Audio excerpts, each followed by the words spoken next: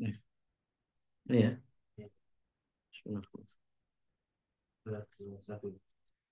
Assalamualaikum warahmatullahi wabarakatuh. Bismillah walhamdulillah wassalatu wassalamu ala rasulillah sayyidina wa nabiyina Muhammad bin Abdullah wa ala alihi wa sahbihi wa wala wa la hawla wa la quwwata illa billah amma ba'd. Syukur alhamdulillah Allah Subhanahu wa taala masih memberikan kepada kita semuanya karunia nikmat sehat afiah hingga kita masih bisa kembali bersua dalam kajian Madrasah Diniyah Online Rabita Alawiyah Jawa Timur. Masih dalam pembahasan tentang tohara yang kali ini masuki pembahasan hal-hal yang membatalkan wudhu. Bismillahirrahmanirrahim. Hal-hal yang membatalkan wudhu.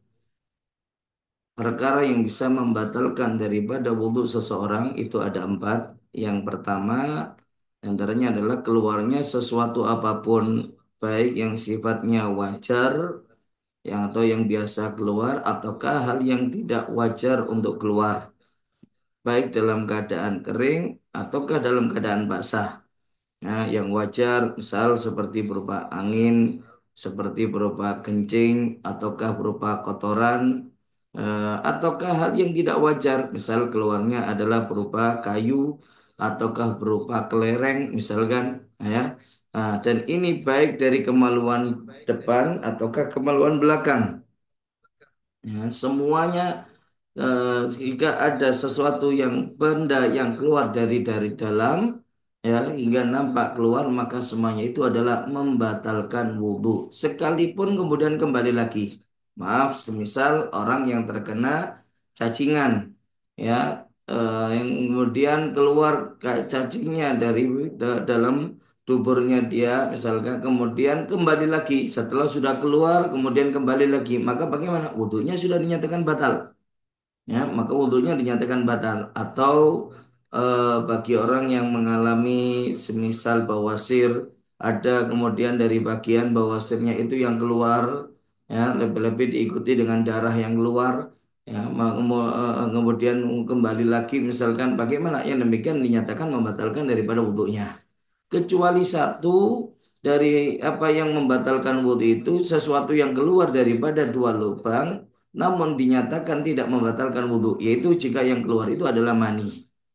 Nah, jika yang keluar adalah mani dirinya sendiri dan yang keluar pertama kali. Jadi ini harus dua ketentuan. Mani atau sperma itu jika keluar maka tidak membatalkan daripada wudhu. Kenapa demikian? Karena mani itu sendiri sudah mewajibkan kepada mandi. Ya, dan mani dinyatakan hal yang mewajibkan kepada mandi maka tidak membatalkan kepada wudhu ini dalam kaidahnya mau aujaba a'dhamal amrain bi khususi la yajib ahwanahuma bi umumihi sesuatu yang sudah mewajibkan kepada paling besarnya dari dua perkara kalau dibandingkan antara mandi dengan wudhu jelas mandi lebih berat lebih besar dibandingkan dengan wudhu maka karena mani sudah mewajibkan untuk mandi karena itu keluarnya mani ini tidak mewajibkan lagi kepada wudhu. Itu cuman permasalahannya bahwasanya mani itu dinyatakan mewajibkan mandi dan tidak membatalkan wudhu jika ini terpenuhi dua syarat. Pertama adalah maninya dirinya sendiri, bukan mani orang lain. Yang kedua, kalau mani itu adalah keluar pertama kali.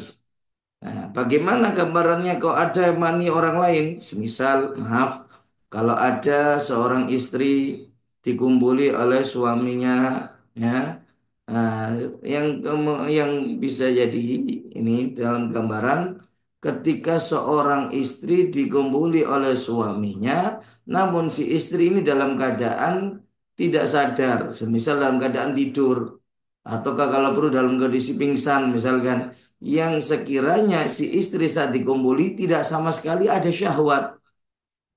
Ya, tidak sama sekali ada syahwat. Nah, maka bagaimana dengan dikumpuli oleh suami? Yang jelas pasti mewajibkan untuk mandi karena menjadikan dia junub si istri tersebut. Sehingga si istri ini wajib mandi. Namun jika setelah mandi kemudian ada cairan mani keluar daripada kemaluannya, maka tidak mewajibkan mandi lagi walaupun yang keluar adalah mani. Kenapa? Karena dengan tadi saat dikumpuli dia tidak dalam keadaan syahwat, maka memastikan mani yang keluar ini bukan mani dirinya sendiri, melainkan murni hanyalah maninya suami yang telah masuk ke rahimnya dia untuk kemudian keluar kembali. Nah itu karena bukan mani dirinya sendiri, maka tidak mewajibkan untuk mandi. Nah, jika mani sudah tidak mewajibkan lagi untuk mandi, maka mani itu membatalkan wudhu. Walaupun yang keluar mani, tapi karena mani itu adalah bukan mani yang mewajibkan untuk mandi, maka mani tersebut dinyatakan membatalkan wudhu. Ini. Kemudian syarat yang kedua itu kalau keluarnya pertama kali. Bukan mani yang pertama terus kemudian ini. Tidak. Dalam artian mani itu belum pernah keluar. Ya, belum pernah keluar. Ini yang mewajibkan untuk mandi. Nah, beda kalanya kalau ada mani yang sudah pernah keluar. Ya, apa gambarannya? Semisal ada orang keluar mani, kemudian maninya ditampung dan diinjeksi dimasukkan kembali ke dalam lubang daripada kemaluannya. Setelah karena yang pertama sudah mengeluarkan mani, mewajibkan dia untuk mandi. Setelah dia mandi, nggak taunya kemudian mengalir lagi dari kemaluannya cairan mani. Nah, mani yang keluar kedua ini, mani yang sudah pernah keluar, yang tadinya keluar dan dimasukkan kembali, kemudian keluar lagi. Nah, karena bukan keluar yang pertama kali untuk yang sekarang, maka mani yang kedua keluarnya ini, yang kedua kalinya ini tidak mewajibkan mandi lagi.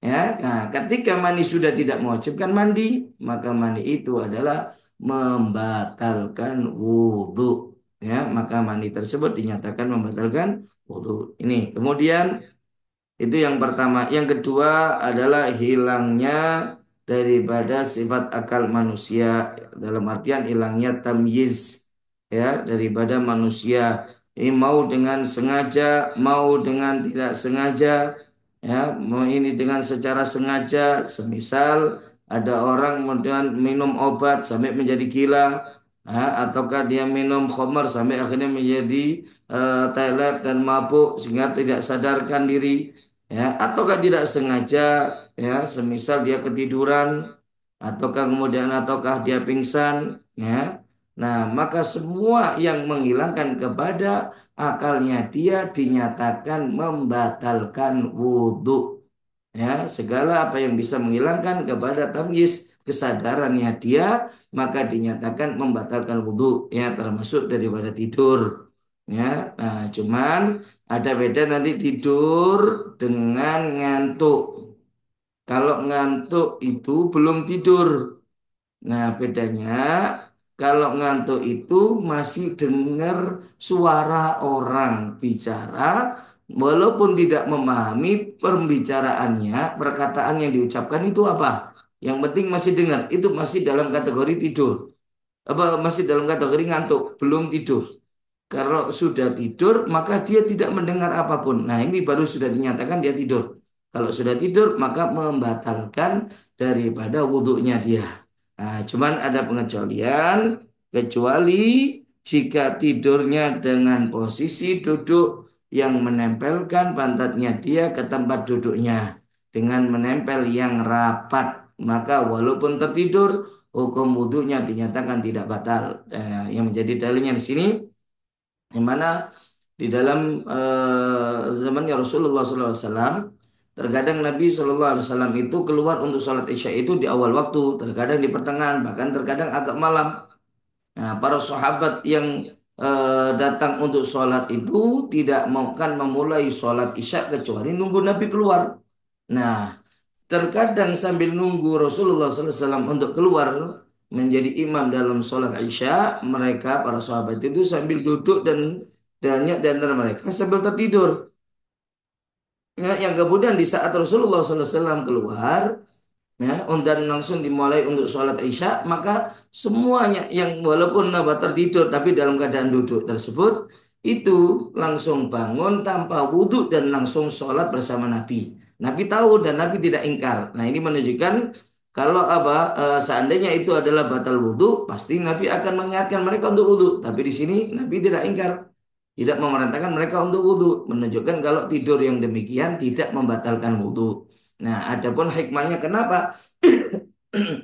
Kalau tidur dalam kondisi duduk itu tidak membatalkan wudhu. Nah, ini perlu dipahami bahwasanya Nabi SAW itu pernah bersabda, Al-ainani wika usah. Dua mata ini adalah menjadi penutup daripada lubang dubur. Dalam artian ya sebenarnya ada satu hubungan ya antara saraf yang di mata dengan yang di dubur, lubang kemaluan belakang. Di mana di saat mata orang itu terjaga, maka saraf yang di dubur itu masih bekerja sehingga untuk bisa menutup dengan rapatnya. Sehingga untuk kemungkinan dengan mudah keluarnya angin itu tidak ada. Nah, berbeda di saat orang itu sudah tidak dalam keadaan sadar alias tertidur. Maka bagaimana? Syaraf yang ada di dubur tidak bekerja. Nah, karena syarat tidak bekerja, sehingga apa? Akan dengan mudah untuk terbuka, sehingga untuk memudahkan keluarnya sesuatu, termasuk angin dan lain sebagainya, itu akan dengan mudah keluar ya daripada duburnya dia. Nah, dari situ makanya dinyatakan membatalkan daripada wudhunya jika orang itu dalam keadaan tertidur. Nah, hanya saja dikecualikan ya ketika dia tidurnya dalam keadaan rapat, ya menempelkan daripada pantatnya di tempat duduknya yang rapat, menempel dengan rapat, maka akan menjadikan ya lubang duburnya ini akan tertempel dan tertekan dengan pantatnya dia saat duduk, sehingga walaupun dia tidak dalam keadaan sadar, maka kondisi lubang duburnya akan tertutup dengan rapat. Ya, untuk kemungkinan dari keluarnya sesuatu seperti angin dan sebagainya tidak bisa itu. Makanya dari situlah orang yang dalam keadaan tidur, walaupun tertidur, tapi kalau tidurnya dalam keadaan dia duduk dan menempelkan pantatnya ke tempat duduknya, maka hukum daripada wudhunya dinyatakan tetap sah dan tidak batal. Itu. Kemudian yang ketiga, hal yang membatalkan daripada wudhu itu diantaranya adalah persentuhan kulitnya laki-laki dan perempuan.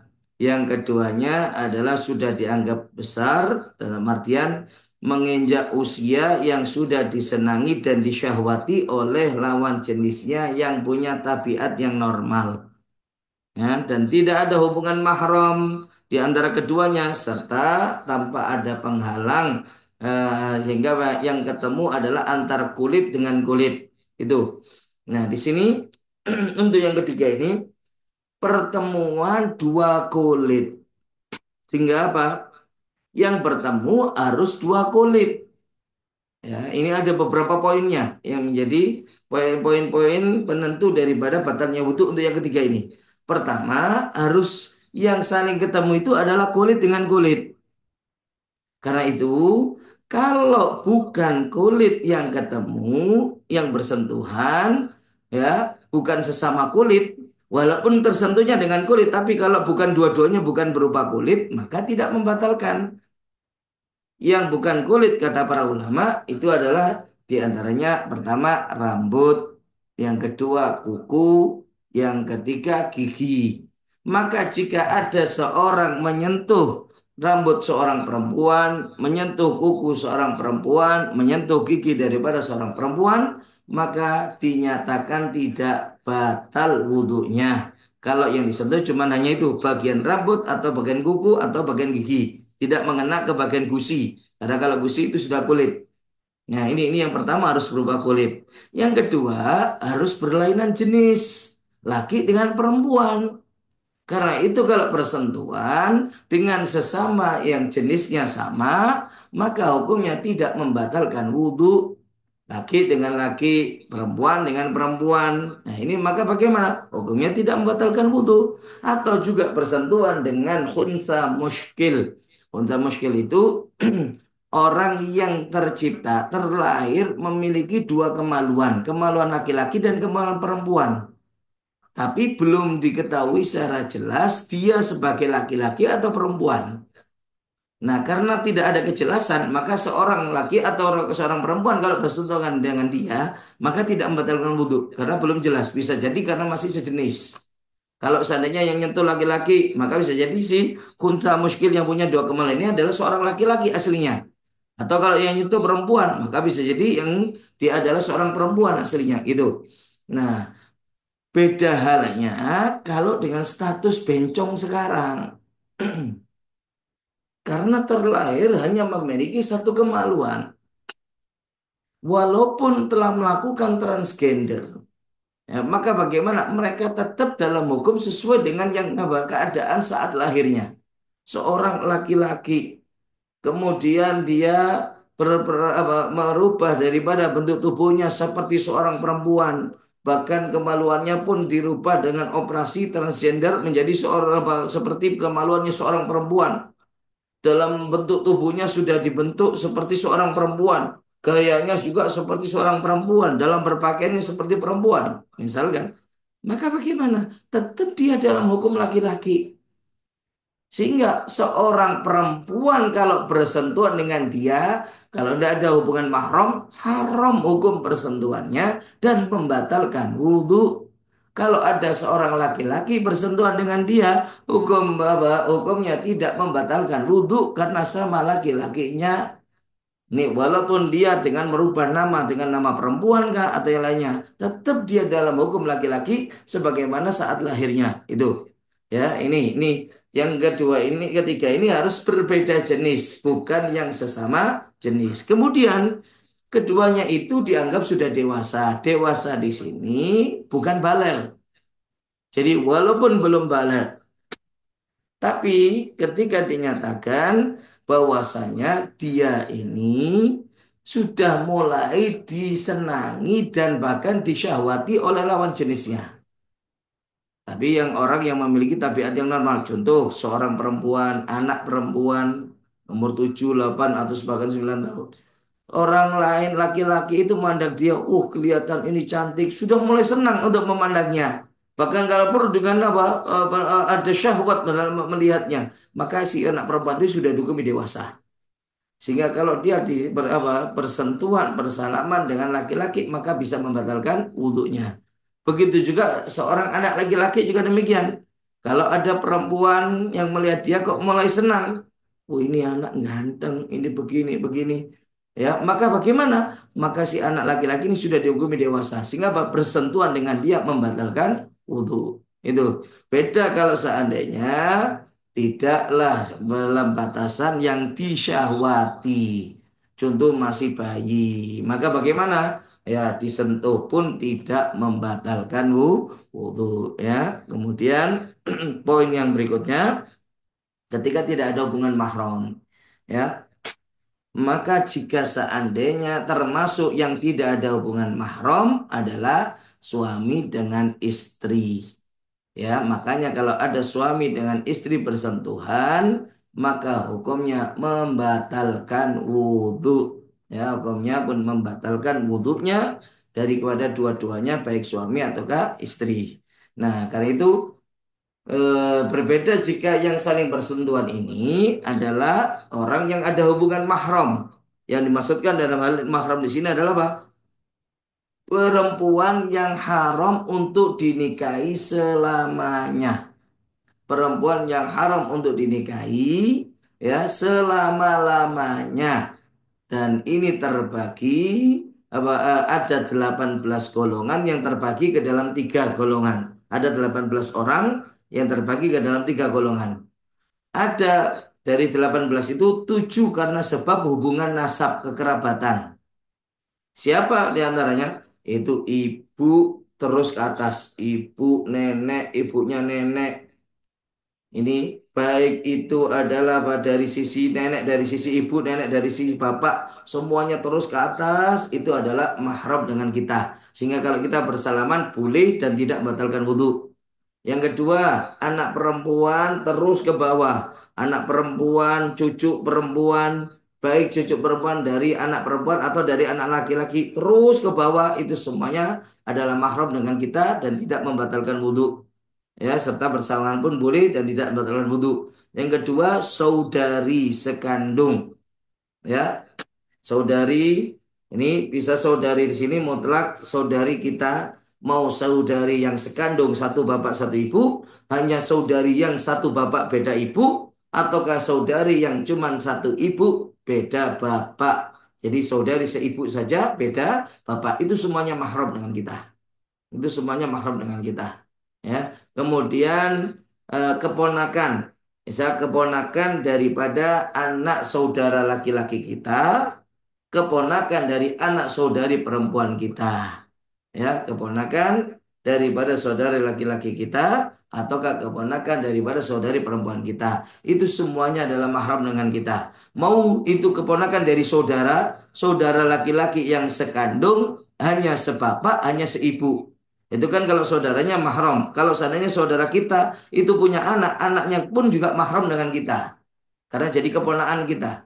Itu hukum bersalaman dengan kita. Boleh dan tidak membatalkan wudhu. Termasuk juga keponakan dari saudari perempuan. Sama saudari perempuannya. Mau saudari yang sekandung, hanya satu bapak beda ibu, atau hanya satu ibu beda bapak. Itu maka anaknya pun mahram dengan kita karena jadi keponakan.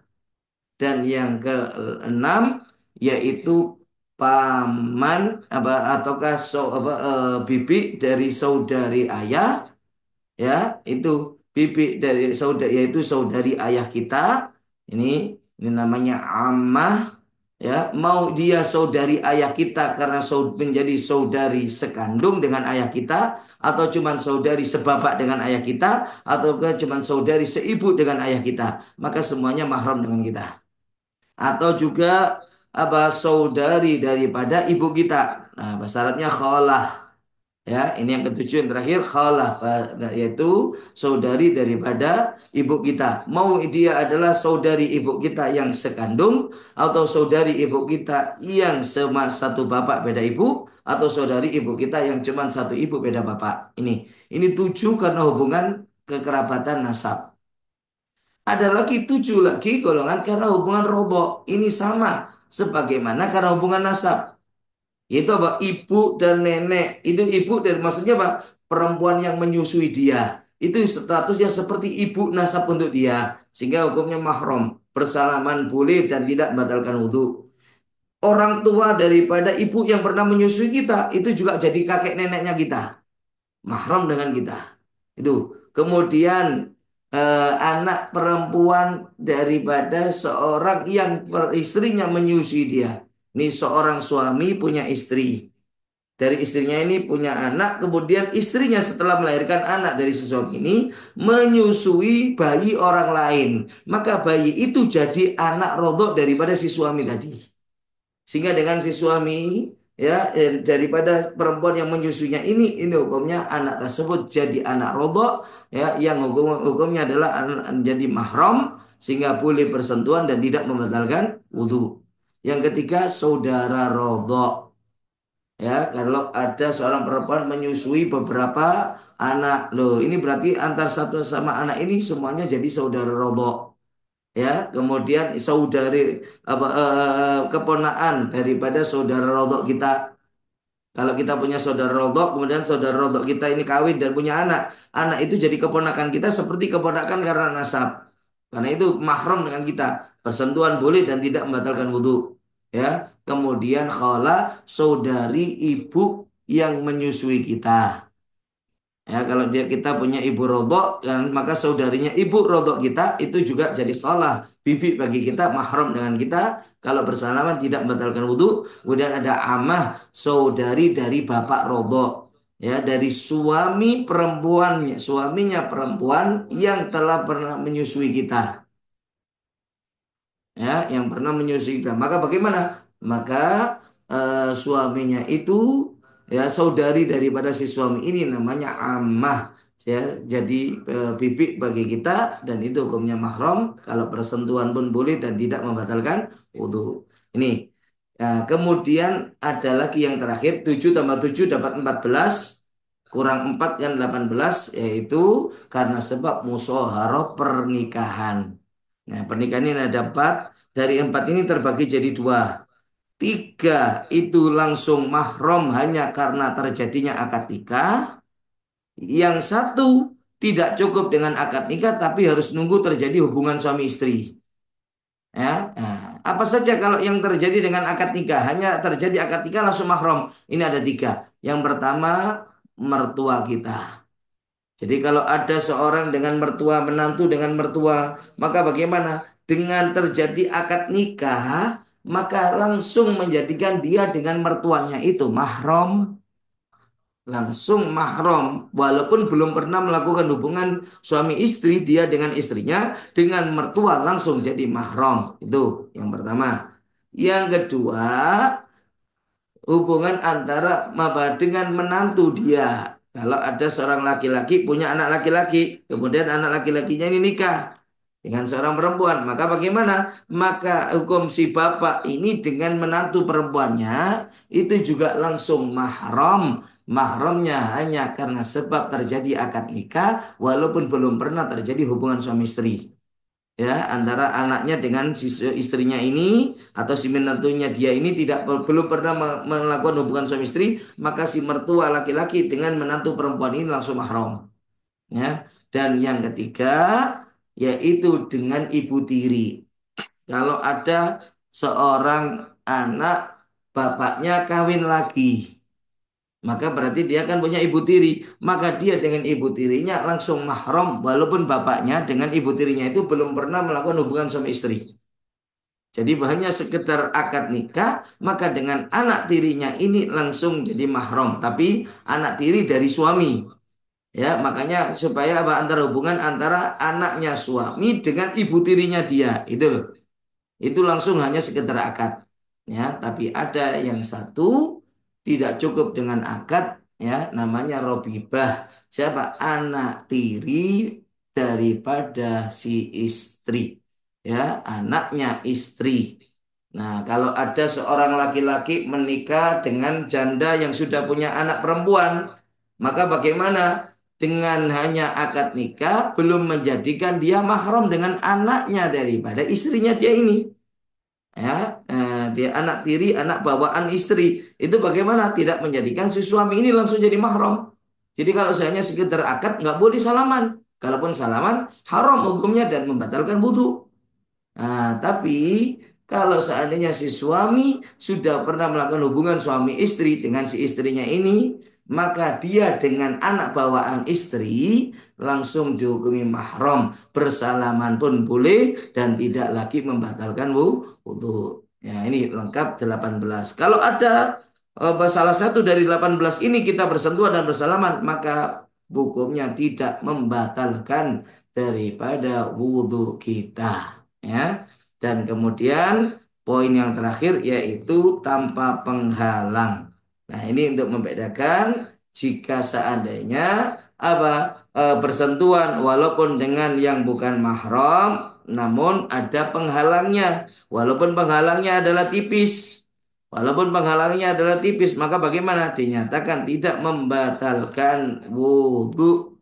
Ya, semisal penghalang tipis kayak semisal ada sarung tangan ya mungkin ada pakai menggunakan stocking atau yang lainnya maka bagaimana walaupun itu adalah tipis kalau perlu misalkan dengan banyaknya daripada debu atau tepung sehingga kalau disentuh kulit tidak bersentuhan dengan kulit yang orang yang dia sentuh karena masih terhalang dengan tepungnya itu maka tidak membatalkan karena syaratnya harus bersentuhan kulit dengan kulit baru selama ada pembatas penghalang sehingga tidak bertemu kulit dengan kulit maka tidak membatalkan daripada wudhunya ini kemudian yang terakhir dari perkara yang membatalkan wudhu memegang kemaluan baik kemaluan depan manusia ataukah daripada bulatan dubur atau kemaluan belakang manusia ya, dengan bagian dalam telapak tangan ataukah bagian dalam dari jari-jari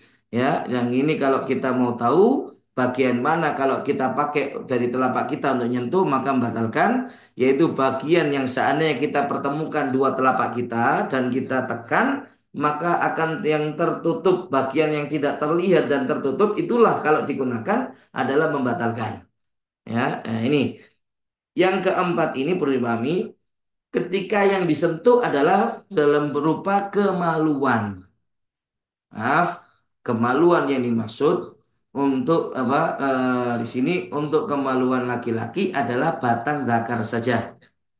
Nah, adapun untuk testisnya maka tidak. Hanya pada bagian batang zakar itu yang batalkan.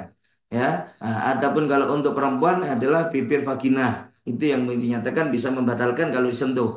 Nah, kemudian kalau untuk bagian apa kemaluan belakang yaitu di bulatan dubur atau maaf dalam kerutan bulatan duburnya itu yang bagian yang batalkan. Adapun di sekitarnya maka tidak. Dan ini kalau dalam menyentuh kemaluan yang membatalkan itu tidak melihat sejenis atau beda jenis. Walaupun tidak berbeda jenis dalam artian walaupun menyentuh kepada orang yang sejenis maka tetap batal. Ada seorang laki-laki menyentuh kepada kemaluan laki-laki orang-orang laki-laki lain, batal wudhunya. Hah? Ataukah apa perempuan menyentuh kemaluan bagian apa kemaluan daripada seorang perempuan, batal wudhunya. Bahkan jika tidak hanya sekedar yang sejenis sekalipun, walaupun menyentuh kepada dirinya sendiri, kemaluannya sendiri, maka batal. Ya, maka membatalkan. Ini atau dan di sini juga tidak ada kaitannya dengan hubungan mahram atau tidak. Ya, jangankan yang tidak semahram, dengan yang mahramnya dia pun itu tetap membatalkan. Ya, dengan yang mahramnya dia, walaupun orang tua nyentuh kepada kemaluannya anak saat nyeboi, saat ngistinjai kepada anaknya dia, misalkan, kalau nanti nyentuhnya pakai telapak bagian dalam, maka batal wudhunya. Ya, ya, cuma beda dengan yang ketiga itu, ya. Kalau ini kalau yang ketiga yang batal dua-duanya, yang nyentuh dan disentuh batal. Kalau yang keempat ini, kalau yang disentuh bukan orang yang beda jenis, apalagi ataukah yang apa bukan orang yang beda jenis dengan kita, seperti hanya satu jenis, ataukah beda jenis tapi ada hubungan mahram, maka bagaimana? Dan kita menyentuh misalkan seperti nyeboi anaknya kan mahram, maka hanya yang nyentuh yang batal, yang disentuh tidak. Ya, yang nyentuh yang batal, yang disentuh tidak batal. Ya, kalau ada seorang laki-laki atau bapak nyentuh kemaluan anak laki-lakinya, maka bagaimana? Si bapaknya yang batal, anaknya tidak. Itu. Nah, ini bedanya. Kalau yang ketiga tadi dua-duanya batal. Ya, kemudian poin berikutnya tadi nyentuhnya itu kalau menggunakan ini kalau telapak ini kita gabungkan begini ya maka dan kita tekan kalau untuk jempol itu dihadapkan seperti ini maka bagian yang tidak terlihat yaitu bagian dalamnya ini itu kalau dipakai nyentuh untuk kemaluan itu maka yang batalkan. Beda kalau bagian luar atau bagian samping-sampingnya kalau kesentuh sampingnya gini ataukah bagian luarnya gini nyentuhnya maka bagaimana tidak membatalkan. Karena kalau bagian dalam, nah ini bagian dalam telapak, ataukah bagian dalam jemari ini, ya ini kalau tadi ditekan itu tertutup dan tidak terlihat, maka itu yang dinyatakan kalau kita gunakan menyentuh adalah membatalkan wudhu. Ya, nah ini dalam pembahasan terkait hal-hal yang membatalkan wudhu. Ya, mungkin saat ini ada yang mungkin perlu untuk ditanyakan terlebih dahulu.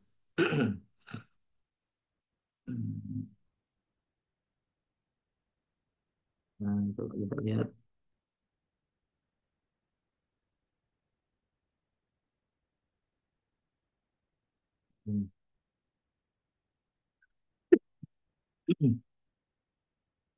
Ini ada pertanyaan.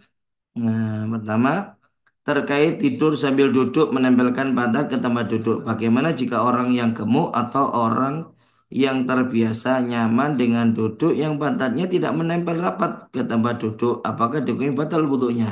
Jadi, makanya tadi ketentuan syaratnya itu kalau duduknya itu adalah nempel rapat. Makanya kalau seandainya walaupun duduk tapi tidak menjadikan nempel rapat dalam artian maaf untuk lubang duburnya itu tertekan dengan tempat duduknya sehingga menjadikan rapat. Kalau nggak sampai demikian maka hukumnya tetap tidak apa dinyatakan tidurnya walaupun dalam keadaan duduk itu adalah membatalkan. Contoh, makanya di sini ulama memberikan syarat apa orang yang tidur duduk tidak membatalkan itu adalah bukan orang yang terlalu gemuk atau terlalu kurus. Ya, maaf. Maaf. Kalau terlalu gemuk, berarti bagian pantatnya akan banyak daripada daging, ya, sehingga pada saat dipakai duduk pun tidak menjadikan bagian lubang duburnya pun akan tertekan, tertempel, sehingga masih ada rongga itu. karena masih ada rongga sehingga bisa untuk tetap terbuka. Makanya Pak tetap membatalkan walaupun dia tidurnya dalam keadaan duduk. Atau orang yang terlalu kurus hingga maaf kan karena nggak ada dari daging yang buat untuk menempelnya sehingga apa yang ketempel langsung daripada tulang belakangnya dia, tulang pantatnya dia. Sehingga apa nantinya bagian lubang duburnya pun nggak ikut tertekan. Karena nggak tertekan dengan rapat, maka bagaimana? Maka sama juga menjadikan ada rongga yang menjadikan lubang dubur itu masih dengan mudah untuk terbuka. Makanya tidurnya pun walaupun duduk tetap membatalkan wudu. Ataukah orang yang tidurnya sambil leye-leye atau yang dibahasakan kalau di kitab itu ya nama ala kofah. Tidurnya sambil dia rebahan begini sehingga apa menjadikan bagian matanya tidak terlalu rapat. Maka bagaimana? Maka hukum tidurnya membatalkan wudu itu ya. Nah, kemudian pertanyaan yang nomor dua, jika sedang terkena penyakit lambung yang sedang memproduksi gas dan sering terdengar suara gemuruh angin dalam perut, bagaimana cara wudhunya dan jika batas waktu sholat juga mepet? Nah, sebenarnya kalau cuma hanya terkena dengar suara gemuruh ada di luar, di bagian dalam perut kita, selama tidak ada angin yang keluar melalui lubang dubur kita, maka tidak membatalkan wudhu kita. Ya, walaupun terdengar suara yang begitu rame, ya, gemuruhnya di dalam perut karena banyak gas, maka selama nggak ada sedikit pun gas yang keluar dari lubang dubur kita, maka hukum sholat kita tetap sah, wudhu kita tetap tidak batal. Ya, nah ini karena itu dan bahkan di saat kita ragu kayak merasa keluar tapi kayak tidak. Maka apa?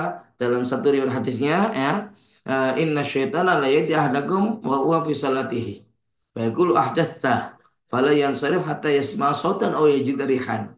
Nah, dalam sabdanya Nabi mengatakan sesungguhnya syaitan itu akan selalu datang menghampiri orang yang sholat ingin mengganggu sholatnya orang yang tengah dalam keadaan sholat dengan membisikkan kamu hadas, kamu batal wudhu kamu, batal sholat kamu. Sehingga terkadang terasa dalam perut seperti ada keluar sesuatu, termasuk angin. Maka kata Nabi apa? Jangan batalkan sholat kamu sampai kamu bisa memastikan kalau kamu keluar angin. Dengan apa cara memastikan? Terdengar suaranya, ataukah nggak ada suara tapi didapati baunya. Ini suaranya kalau sudah terdengar kencang, tewut, ya batal. Sudah yakin wudhunya batal, sholatnya pun batal. Ataukah apa? Nggak dengar suara, enggak. Tapi baunya ya semerbak harum ke seluruh ruangan misalkan. Ya maka sudah jelas wudhunya pun dinyatakan batal. Ya sholatnya pun juga dinyatakan batal. Itu. Kemudian ada pertanyaan lagi. Assalamualaikum. Waalaikumsalam. Mau bertanya apabila perempuan tidak sedang memegang wudhu tiba-tiba merasa keluar cairan. Tidak tahu itu cairan apa, apakah harus mandi wajib atau bagaimana? Nah, ini perlu diketahui cairan yang keluar daripada tubuh manusia itu, ya maksudnya daripada seorang perempuan, selama yang keluar itu adalah bukan mani, bukan cairan haid atau darah haid atau nifas, maka sama sekali tidak mewajibkan untuk mandi. Ya, sama sekali tidak mewajibkan untuk mandi. Kalau itu adalah cairan keputihan, maka umumnya seorang perempuan dalam keluarnya cairan keputihan itu adalah dari bagian dalam. Karena dari bagian dalam ya atau alias bagian batinnya daripada kemaluan seorang perempuan, maka yang demikian adalah hanya membatalkan wudhu namun tidak mewajibkan mandi. Karena untuk mewajibkan mandi itu harus yakin kalau yang keluar adalah mani. Nah, dan untuk mani nanti dalam kewajiban untuk masalah pembahasan tentang mandi berikut ini akan kita bahas apa ciri-cirinya mani yang bisa mewajibkan kepada kita untuk mandi ya. Jadi selama nggak yakin maka yang ada bahkan kalaupun nggak yakin ada keluar cairan ya hanya terasa seperti keluar cairan tapi didapati misalkan kita cek di kemaluan bagian zahir kita nggak ada cairan yang keluar ya sudah kalaupun kita misalkan punya wudhu ya berarti wudhu kita nggak batal cuman hanya sekedar perasaan saja tapi secara yakin sebenarnya tidak dan itu jangan dituruti wah tak bersihkan aja tak siram aja nah Yang demikian justru rentan rawan untuk menjadikan was-was, penyakit syaitan semakin ganggu. Bisa jadi kalau dituruti lama-lama makin muncul terus-terusan dan bahkan jadi penyakit dia yang kronis nantinya. Itu obatnya cuma satu dilawan. Ya. Kemudian pertanyaan lagi Afan Ustaz, izin bertanya bagaimana jika ketika sholat lalu terlelap sebentar alias keteliyep ketika berdiri apakah wudhunya batal? Kalau sudah dalam batasan dikatakan tidur walaupun sebentar sadar apa enggak ataukah terdengar suara apa enggak? Kalau masih terdengar suara berarti cuma ngantuk tidak batal. Tapi sama sekali enggak. Bahkan kalau perlu Pak, sampai ngorok. Nah, ini sudah jelas tidur. Walaupun dalam keadaan berdiri, maka dalam mazhab Imam Syafi'i batal wudhunya. Karena batal wudhu, ya sholatnya pun juga dinyatakan batal. Ya terkadang orang yang malamnya begadang pas sholat subuh, saat sujud, nggak bangun-bangun. Ya, apa tertidur dalam sujudnya. Misalkan, pakai bagaimana? Ya batal wudhunya, sekaligus juga sholatnya pun dinyatakan batal ya. Ini kemudian Van Ustadz izin bertanya ketika setelah berwudu kadang ada merasa keluar angin tapi terasa tidak yakin apakah itu hanya was-was atau bagaimana.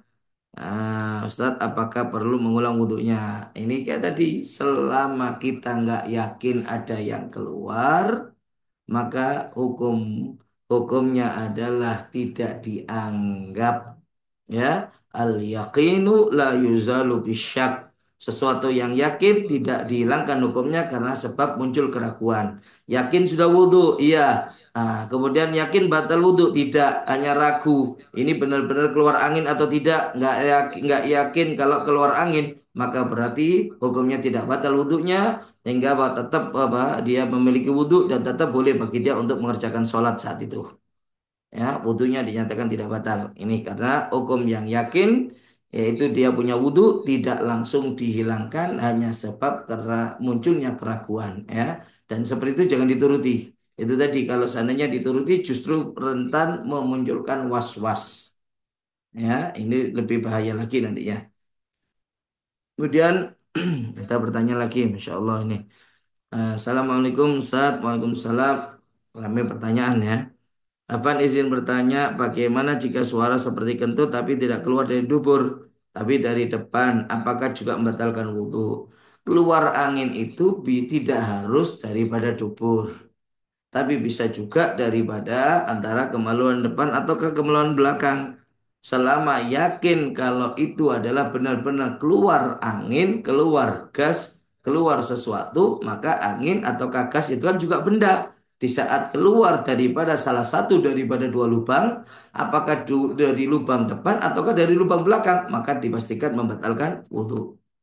Ya, walaupun dari lubang kemaluan depan, kalau itu dipastikan ada anginnya yang keluar, ya, karena ada suaranya, ini sudah jelas, maka dipastikan batal wudhunya. Nih, lu kan tidak terbiasa, karena memang juga yang batal wudhu tidak harus sesuatu yang terbiasa keluar, walaupun sesuatu yang tidak wajar untuk keluar, ya termasuk keluarnya angin, tapi dari lubang kemaluan depan, itu.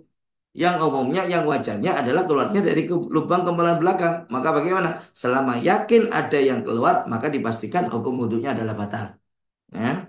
Kemudian, Abang Ustadz isi bertanya, gimana hukum kalau udah wudhu dan udah istibro? Ya, berusaha untuk membebaskan dan menuntaskan daripada kencing ketika mau wudhu, lalu ketika sholat seperti keluar air dari kemaluan. Apa itu air sisa waktu bersih-bersih atau ke gimana Ustadz dan gimana hukumnya? Apakah batal? Nah, ini juga Nabi itu ngasih tips, ya. Nabi itu ngasih tips. Makanya Pak, kita dianjurkan dalam ketika kita kencing adalah melakukan istibro. Istibra itu menuntaskan daripada kencing kita yang mungkin masih tersisa ada di saluran kencing. Ya, makanya dilakukanlah istibro. Istibro bisa dengan berbagai cara. Pertama, bisa dengan berdehem. Jadi saat sudah kencing, bagian akhir nanti begitu. Itu mendorong untuk sisa kencing supaya keluar. Kemudian dengan cara yang kedua diurut dengan pelan. Ya, kalau diurutnya, kalau untuk laki-laki, jadi ya bagian jempolnya megang bagian atas kemaluannya, bisa dengan jari tengahnya ini ngurut pelan-pelan dari belakang ke depan. Pelan-pelan yang di bagian bawah aja. Bagian bawahnya diurut. Nah, itu nanti akan mengeluarkan sisanya yang ada di batang kemaluannya bisa bersih. Kalaupun perempuan juga sama, dari bagian bawah ya didorong ke depan pelan-pelan itu. Itu juga bisa untuk membersihkan sisa kencingnya. Nah, bisa pula dengan berjalan di tempat. Itu bisa 70 kali langkah atau 100 langkah, itu juga termasuk cara untuk istibrok menuntaskan daripada kencingnya dia. Nah, setelah itu diistinjai, disucikan. Nah, sama Nabi dikasih tips supaya nggak muncul was-was. Apa? Ambil di tangan kita dibasahi, lantas cipratkan. Cipratkan di kemaluan, cipratkan di kepakaian. Kalau laki-laki di sarungnya atau di bagian, maaf, celana dalamnya. Jadi itu, jadi bagian celana dalam juga di kemaluannya diciprati. Untuk kemudian di saat kita sholat, ketika kita merasa kayak ada keluar, maka bagaimana? Jangan dibatalkan. Tetap saja sholat karena itu tidak yakin. Kalaupun setelah sholat tidak, lu ini kayak ada basah, maka langsung anggap yang basah itu adalah basah cipratan tadi. Itu syaitan, itu was-was, itu dari syaitan. Dan jangan dituruti, ini wah jelas ini kencing, disucikan lagi, sholat lagi. Tambah parah nanti jadi penyakit was-was itu. Dan itu banyak kita dapati orang-orang yang mengalami demikian. Ya, tidak semakin sembuh kecuali satu jalannya, yaitu dilawan. Kalau sudah kita melawan, ya dengan tidak menurutinya, maka bagaimana? Maka hilang itu dengan sendirinya penyakit was-was tersebut. Tapi kalau sudah dituruti, sekali dituruti, akan muncul lagi yang demikian, bahkan lebih parah akan lebih sering bahkan ya yang demikian ini semakin lebih parah nantinya. Itu. Kemudian kita kembali ya untuk ke pembahasan berikutnya kita mungkin tambahkan sedikit jadi biar pembahasan kita ini bisa tuntas nanti di pertemuan dua pertemuan lagi ya. Kita masuk dalam pembahasan tentang mandi. Ya, mandi atau ghusl itu menurut dalam pengertian secara bahasa maknanya adalah sayalanul ma, mengalirnya air, sesuatu yang mengalir. Ya, as-sayalan. Ya, sesuatu yang mengalir itu bisa dikatakan dengan usul mandi. Sedangkan makna secara syariat daripada makna mandi ini adalah ta'mimu jami'il badani bil ma biniyatin maksusa, meratakan air ke seluruh daripada badannya dia, baik yang kulit atau rambut yang ada pada badannya dia dengan niat yang secara khusus. Jadi itu intinya daripada mandi itu meratakan air ke seluruh bagian yang ada di tubuh. Nah, itu bagian zahir ya, yang bagian luar daripada tubuh kita. Mulai itu kulit kah ataukah rambut kah, semua harus terkena basuhan daripada air, itu baru dinyatakan mandinya adalah sah. Ya, tapi dengan ketentuan harus dengan niat yang secara khusus. Walaupun mandi kalau tanpa ada niat maka nggak jadi dalam mandinya tersebut. Kemudian hukum mandi ini ada 5 hukum. Terkadang hukum mandi itu adalah wajib. Kapan mandi itu dinyatakan wajib? Yaitu ketika ada hal-hal yang mewajibkan dia untuk mandi. Contoh nanti di antara hal yang wajibkan seperti orang melakukan hubungan suami istri, orang keluar mani, sperma, maka mewajibkan untuk mandi. Itu hukum mandinya adalah wajib. Atau perempuan keluar darah haid dan nifas setelah suci maka wajib bagi dia untuk mandi. Atau bernazar dalam mengerjakan mandi sunnah. Ada orang mandi Jumat itu hukumnya sunnah. Tapi kalau dia nazari maka berubah jadi hukum wajib. Mandi untuk sholat id, mandi di hari raya itu adalah sunnah. Tapi kalau dia nazari maka berubah jadi hukum wajib. Itu. Kemudian ada hukum mandi itu adalah sunnah. Dan ini banyak contohnya. Seperti mandi untuk orang yang mau hadir sholat Jum'ah. Mandi 2 hari raya baik Idul Fitri atau Idul Adha. Ya, dan juga mandi-mandi sunnah yang lainnya. Ya. Kemudian ada lagi yang ketiga hukum mandi itu adalah mubah. Ya, mubah ini kalau wajib itu kalau ditinggal hukumnya berdosa, kalau dikerjakan bisa mendapatkan pahala. Kalau sunnah itu kalau dikerjakan dapat pahala, ditinggalkan tidak mendapatkan dosa. Ya, tapi kalau kerjakan dapat pahala. Kalau mubah nggak ada kaitannya antara pahala dan dosa. Mau dikerjakan, mau ditinggalkan, nggak ada pahalanya dan juga tidak ada dosanya. Itu mubah. Seperti apa? Kita mandi untuk tujuan membersihkan badan kita. Ini tujuan misalkan untuk niat kita yang bagus ya. Nah, cuma permasalahannya terkadang dari pekerjaan mubah itu karena sebab niat yang baik, niat untuk ibadah, maka akan berubah jadi ibadah. Contoh, karena kita akan menghadiri perkumpulan misalkan supaya tidak ganggu orang dengan bau daripada badan kita. Kita mandi, kita niati untuk hadir perkumpulan itu. Mewangikan diri untuk hadir perkumpulan. Maka bisa tercatat pahala. Bisa mendapatkan bernilai pahala. Itu. Kemudian yang nomor empat, terkadang mandi itu hukumnya adalah makruh. Kapan? Ketika mandi dengan cara berendam, tapi bagi orang yang puasa. Ya, orang berpuasa mandinya berenang, dengan cara berenang di kolam atau berendam. Ini bagaimana? Makruh hukumnya. Kenapa? Karena rawan kemasukan air. Karena kalau sudah demikian, walaupun tidak sengaja kemasukan air, maka hukum puasanya batal. Ya, itu kalau mandinya berendam, makanya dikatakan makruh. Beda kalau tidak berendam. Ya, orang yang puasa mandi biasa sudah dihati-hati nggak sengaja ada air yang masuk dan mandinya tidak dengan cara berendam, hukumnya tidak membatalkan daripada puasanya dia. Itu. Ini dalam hukum puasa bisa dibahas di dalam hukum puasa sendiri. Dan yang terakhir, terkadang mandi itu hukumnya adalah haram. Hukum haram di sini ada dua. Ada mandi itu haram tapi dinyatakan sah mandinya. Contoh, mandi dengan air gosok. Ada orang mandi janabah tapi pakai air gosok, hukumnya haram. Tapi mandinya tetap sah. Atau mandi menggunakan daripada air masjid yang diperuntukkan hanya untuk wudhu misalkan, tapi digunakan untuk mandi. Bagaimana? Mandinya hukumnya haram, tapi hukum mandinya tetap sah dalam artian hadas besarnya terangkat, tapi dia dinyatakan berdosa. Itu.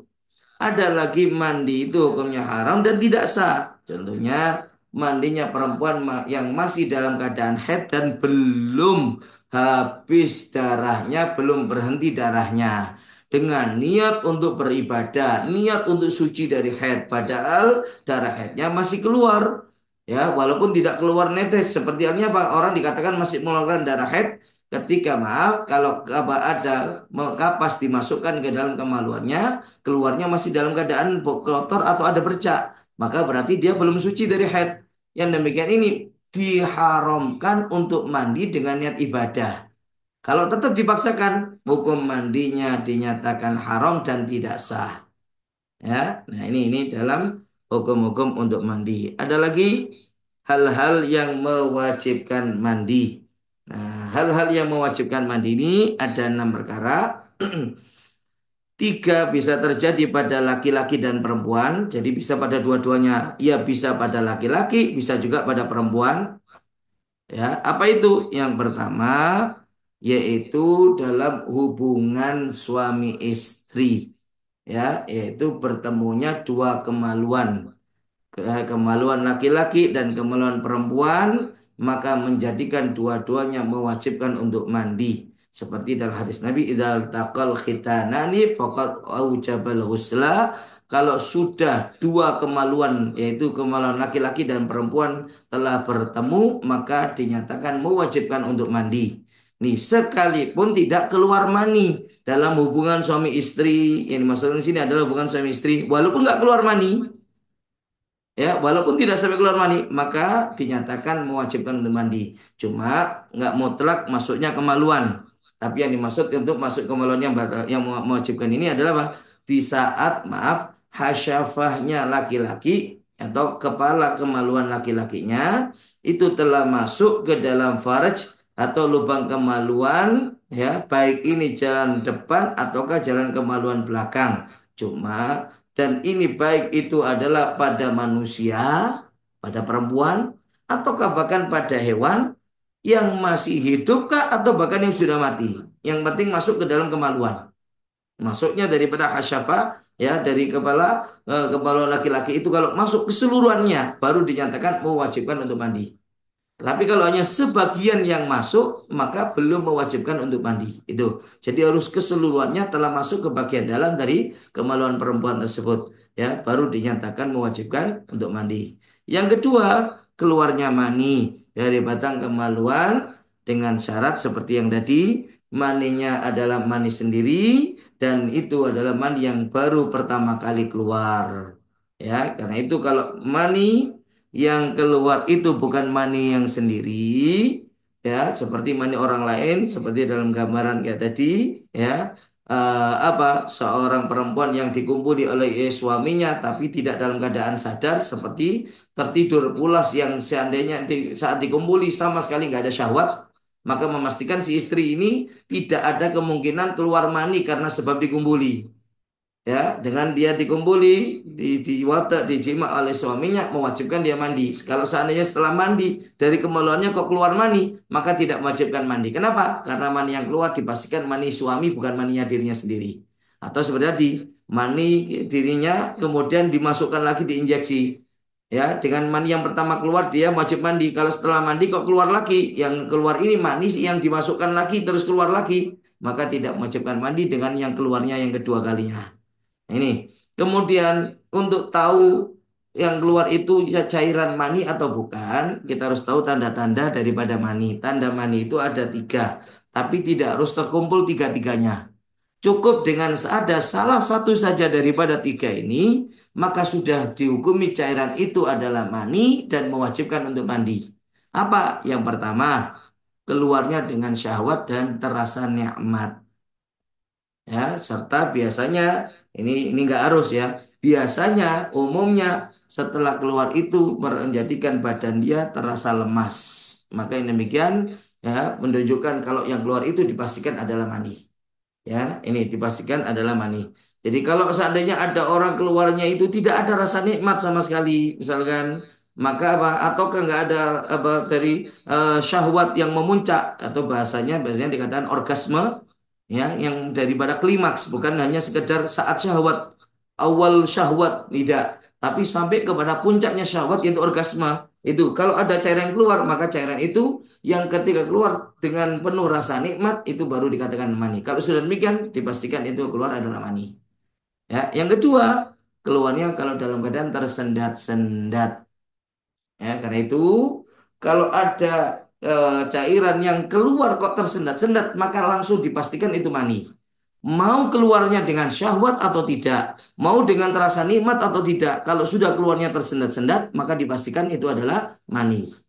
Ya, ini. Jadi cukup salah satu saja soalnya. Dan yang ketiga dari sisi bau. Kalau masih basah, baunya seperti adonan tepung. Ya, seperti kalau ada baunya kok seperti adonan tepung, maka pastikan itu mani. Walaupun saat keluar tadi nggak kerasa nikmat, walaupun nggak ada tersendat-sendat, tapi kalau baunya pas basah seperti bau tepung atau pas kering seperti amis, seperti bau putih telur, maka memastikan itu mani. Walaupun yang nomor satu dua nggak ada, karena di sini cukup hanya salah satu saja, maka sudah dinyatakan hukumnya adalah mani dan mewajibkan untuk mandi. Ya, ini karena itu kan hukum mani karena cairan di pada seorang itu ada kalanya dinamakan mani, ada kalanya ada cairan dinamakan dengan madhi, ada kalanya cairan itu dinamakan dengan wadi. Nah, mani itu bagaimana? Hukumnya adalah suci, ya. Ini biasanya adalah berwarna keputihan, ya. Hukumnya adalah suci dan tidak najis itu mani, suci, ya, tidak membatalkan wudhu, tapi mewajibkan mandi. Itu kalau yang keluarnya mani dengan salah satu dari tiga syarat, tiga sifat tadi. Ada lagi cairan yang keluar itu adalah dinamakan dengan madhi. Apa madhi itu? Biasanya cairan yang agak bening dan licin, ya, serta agak lengket dan keluarnya ketika syahwat awal bergejolak, namun tidak sampai pada klimaksnya. Jadi nggak sampai dikatakan orgasme. Sehingga apa? Makanya keluarnya tidak disertai dengan rasa nikmat. Ya, dan keluarnya pun tidak disertai dengan ada tersendat-sendat. biasanya tiba-tiba langsung keluar dari kemaluan. Ketika orang mulai awal daripada gejolak syahwatnya muncul. Nah, ini dinamakan dengan madhi. Ya, hukum madhi itu adalah najis, membatalkan wudhu, tapi tidak mewajibkan mandi. Jadi kalau kena pakaian hukumnya najis. Sehingga Pak harus disucikan dan batal wudhunya tapi tidak mewajibkan mandi. Ada lagi yang dinamakan dengan wadi. Wadi itu air putih kental dan biasanya juga keruh serta keluarnya umumnya setelah kencing. Ya, biasanya ini orang kalau setelah kencing ada kala kayak seperti ada keluar. Nah, itu yang berarti adalah bau putih kental.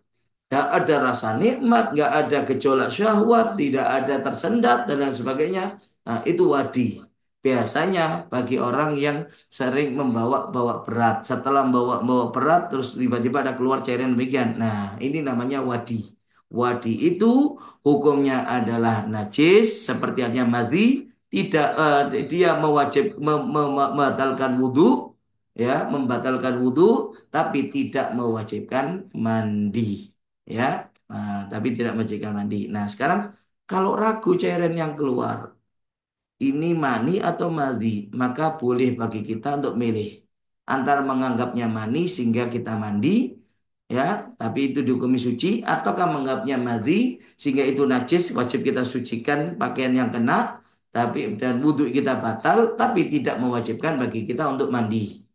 Ya, nah, cuman kalau mau lebih hati-hati, ya, ini yang lebih utama dianggap dua-duanya. Ya, kita sucikan seperti halnya madhi, ya, kita juga apa, mandi karena menganggap itu seperti halnya mani. Nah, ini sudah kita bakal terbebas, terselamatkan ya, kalau seperti ini, ya. Kemudian yang nomor tiga adalah mati. Ya, mati ini kan bisa laki-laki perempuan. Nah, cuman mati ini bukan wajib bagi yang mati, tapi orang hidup diwajibkan untuk memandikan orang yang mati. Ya, nah, ada lagi tiga yang khusus cuman bagi perempuan. Apa? Haid, nifas, dan melahirkan.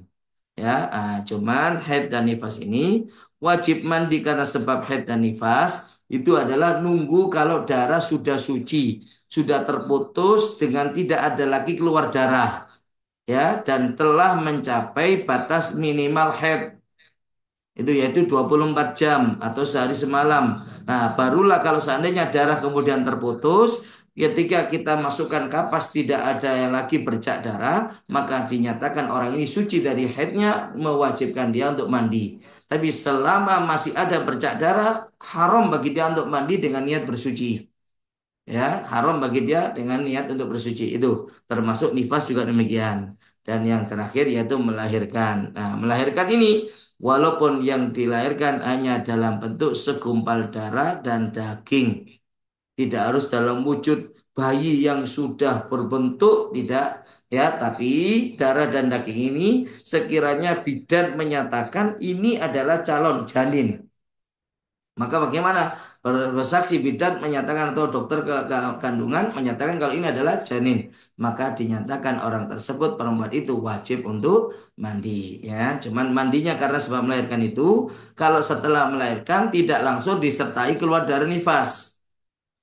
Ya, tapi kalau setelah melahirkan nggak lama langsung keluar darah nifas, maka mandinya ditunggu ketika sudah suci dari darah nifas. Ya, ini karena tapi kalau setelah mandi apa melahirkan nggak keluar darah nifas, sampai datang waktu sholat wajib bagi dia untuk mandi dan wajib mengerjakan sholat. Nah, ini kalau saya karena apa? Jarak antara melahirkan dengan nifas itu darah yang tidak harus bersambung langsung, tapi boleh terputus bahkan berhari-hari selama nggak ada jarak 15 hari. Jadi kalau setelah melahirkan dapat 7 hari keluar darah, darah yang keluar ini dinamakan nifas. Ya, dan cuman setelah melahirkan langsung wajib mandi dan sholat. Setelah 7 hari keluar dari nifas, wajib meninggalkan sholat karena sekarang dihukumi nifas. Sebelumnya dia dihukumi suci. Itu sehingga makanya wajib mandi dan wajib untuk mengerjakan sholat seperti itu. Ya, nah ini 6 perkara yang wajibkan mandi. Ya, setelahnya dalam pertemuan berikutnya, insya Allah kita masuk dalam rukun-rukunnya untuk mandi dan seterusnya. Wallah alam. Mungkin di sini juga Kita bisa lihat mungkin ada yang mau dipertanyakan.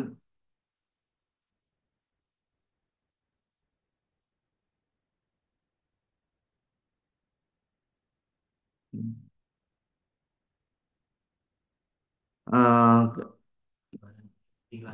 Benarkah makruh mandi mandi setelah zuhur ketika kita sedang puasa? Sebenarnya bukan mandi yang makruh, tapi menghilangkan daripada bau mulut yang makruh. Ya, kalau untuk mandi gak ada masalah. Tapi perlu dihati-hati dan mandi ini bagi orang puasa tidak hanya sekedar di saat setelah zuhur ataukah sebelum zuhur.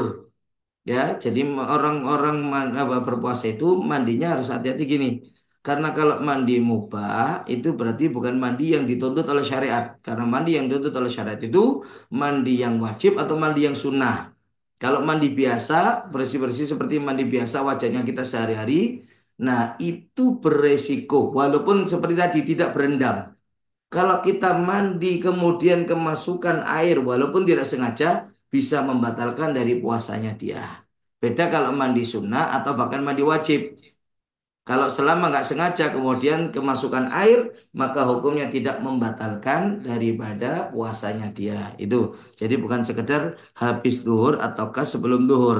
Yang seperti itu hanya dalam urusan bersiwak, menghilangkan bau mulut seperti sikat gigi ataukah bersiwak. Nah, itu baru makruh. Ya, itu baru dimakruhkan bagi orang yang berpuasa. Kemudian bagaimana gambaran ihtilam bagi perempuan? Terus bagaimana jika perempuan mimpi jima tapi ketika bangun tidak ada carian dan di kemaluan? Apakah diwajibkan untuk mandi? Jadi mewajibkan mandinya dengan keluar mandi itu kalau sampai keluar ke bagian bohir.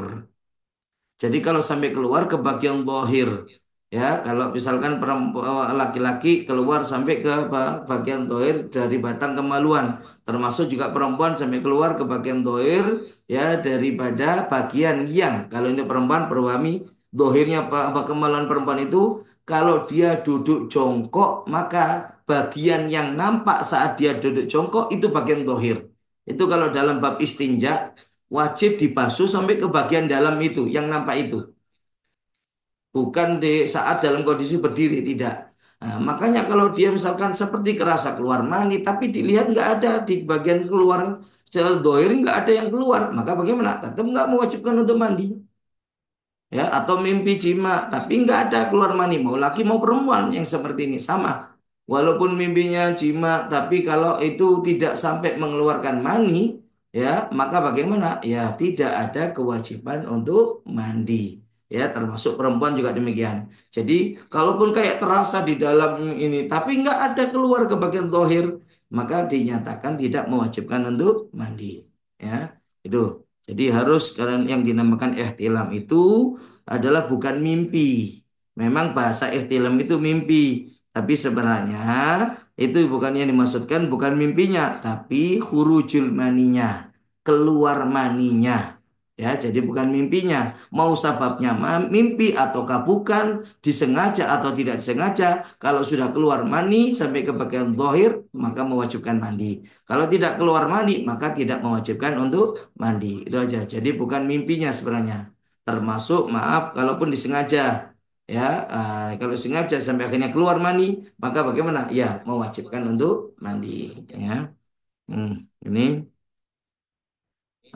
pembahasan kita ya ini kelihatannya sudah habis pertanyaannya ya pertanyaan sudah habis. Insya Allah kita ketemu lagi di pertemuan berikutnya dalam pembahasan masih meneruskan bab mandi yang sekaligus insya Allah masuk ke dalam bab tayamum nanti. Mudah-mudahan dikasih keberkahan waktu dan ilmu yang manfaat. Amin ya rabbal alamin. Wassalamualaikum warahmatullahi wabarakatuh.